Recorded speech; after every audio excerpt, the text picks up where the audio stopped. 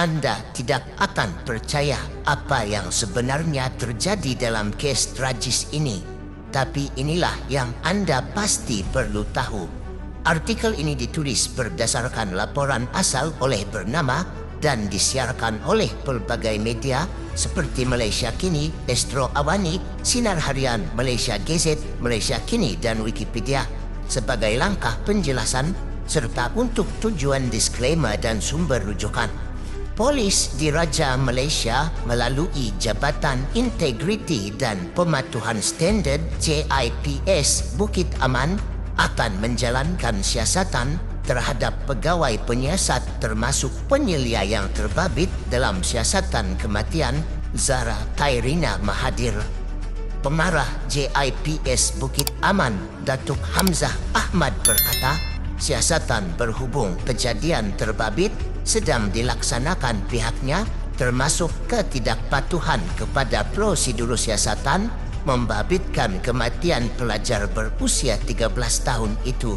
Siasatan sedang dijalankan termasuk ketidakpatuhan kepada prosedur siasatan membabitkan kematian Zara Khairina, katanya ketika dihubungi di Kuala Lumpur hari ini. Ketika ditanya sama ada siasatan turut membabitkan penyelia seperti Ketua Bahagian Siasatan Jenayah Daerah KBSJD dan Ketua Polis Daerah OCPD, Hamzah berkata semua perkara terbabit masih dalam siasatan pihaknya.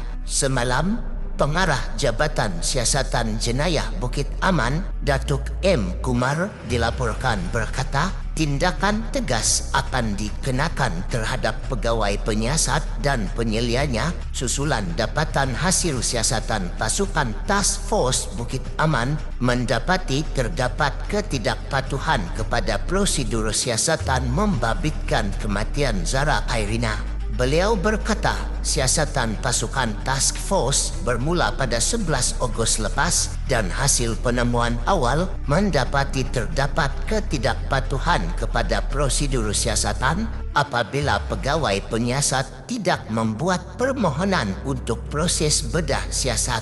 Jumaat lepas, Jabatan Peguam Negara AGC mengarahkan supaya kubur Zara Khairina digali semula bagi membolehkan prosedur bedah siasat dijalankan terhadap jenazah pelajar berkenaan. AGC memutuskan demikian selepas berpendapat wujud keperluan untuk siasatan lanjut oleh pihak polis demi memastikan siasatan dapat dilaksanakan secara menyeluruh. Berikutan itu, pada 9 Ogos, kubur remaja berkenaan di Tanah Perkuburan Islam Tanjung Ubi, Kampung Mesapol, Sipitang, Sabah, digali semula dan jenazahnya dibawa ke Hospital Queen Elizabeth I, Kota Kinabalu untuk proses bedah siasat sebelum dikebumikan semula 2 hari lepas di Tanah Perkuburan sama. Zara Khairina disahkan meninggal dunia di Hospital Queen Elizabeth I pada 17 Julai selepas dimasukkan ke hospital setelah dijumpai dalam keadaan tidak sedarkan diri di dalam longkang berhampiran asrama Sekolah Menengah Kebangsaan Agama SMKA Tun Datuk Mustafa Papar pada 4 pagi 16 Julai. Kini timbul pelbagai persoalan yang menggoncang kepercayaan awam.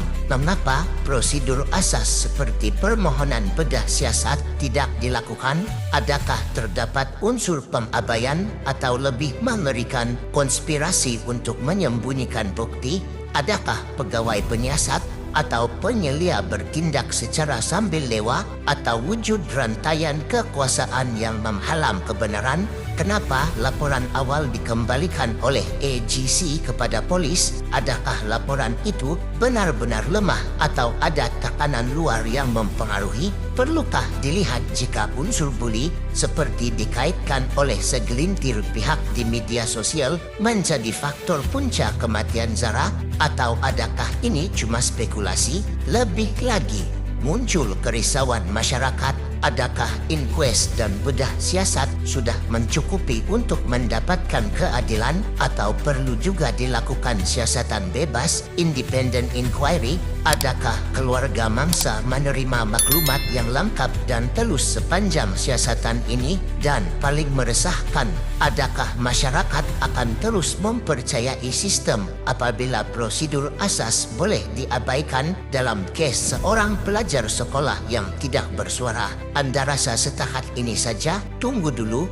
Kisah ini baru bermula. Kekalkan perhatian Anda untuk perkembangan seterusnya. Siapa sebenarnya di sebalik kegagalan prosedur ini dan apakah akan ada keadilan?